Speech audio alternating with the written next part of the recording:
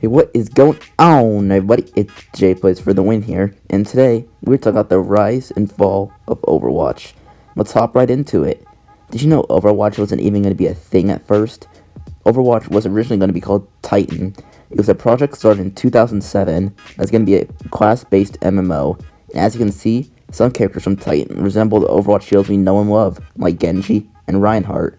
Titan ended up being a disaster, and they canceled the project in 2013, losing $50 million. When asked why they canceled Titan, Blizzard said they didn't know where to take the game. Out of the 140 people that worked on Titan, only 40 people were kept in a group to make a new game. A game called Overwatch. The development of Overwatch started in 2013, then 1 year later in 2014, Blizzard released the first Overwatch cinematic trailer, which got good feedback, so they made more cinematics to hype up the game even more. In 2016, they released 4 cinematics before the game came out. They released the Widowmaker cinematic, the Winston cinematic, the Genji and Hanzo cinematic, and the Soldier cinematic, all gaining millions of views.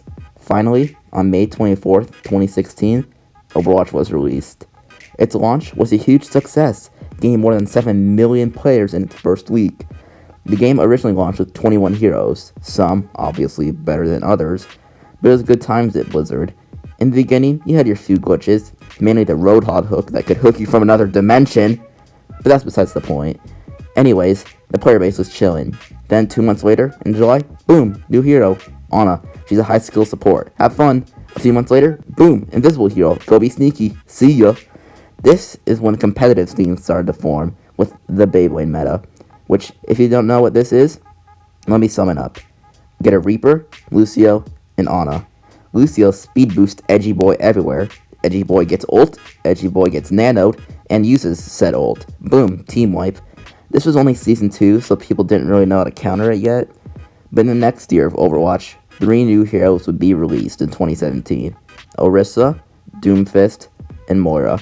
Which makes me think, is this the reason why I always feel like we get no new heroes? It's because we went from getting 3 heroes in a year to only 1? Anyways, moving back to the competitive scene. Blizzard noticed no one was playing support in the lower ranks, obviously. So they made a new healer that make you feel like a DPS and tank, and still heal really well.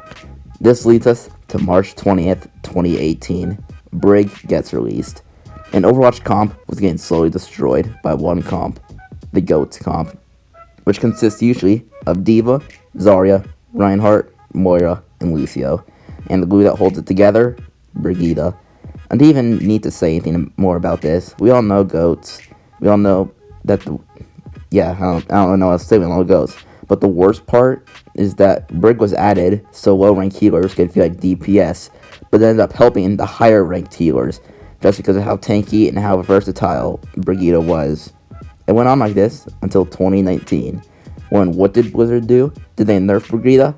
Nah, they added a role lock, which meant you had to play 2 DPS, 2 healers, and 2 supports. So instead of trying to fix Brig, they completely changed the game. And I mean the game. They even added the role lock to quick play. Like, what? This might have turned a lot of people away, but in March of 2019, they added Baptiste, which seems like a cool support. Oh look, he's got a super jump. That's cool. Oh, he's got a healing aura ability. That's sweet. He can shoot and heal at the same time. That's amazing. He's got an immortality field that can save an entire team from dying just by pressing a button. What? The Baptiste lamp still has not been nerfed enough to be overpowered to this day. In 2020, they re-added Open Queue, which kind of lost its charm, I'm not gonna lie. I should say now that Overwatch on Twitch had a peak viewership of 50,000 in 2019. 1 year later, it's less than half of that in 20,000 in 2020. And their monthly players have dropped from 10 million last year to 6 million monthly players this year.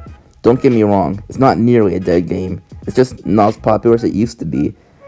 I mean, I love this game. I don't want to see it die. But coming back to today, April 27th, 2021, I would say major reasons for fall, or for more casual players for me, the major reasons for fall would be that we haven't gotten any new heroes in a year, the skins are just uninspiring, and the game's getting sort of repetitive, and they're just recycling all of the events each year.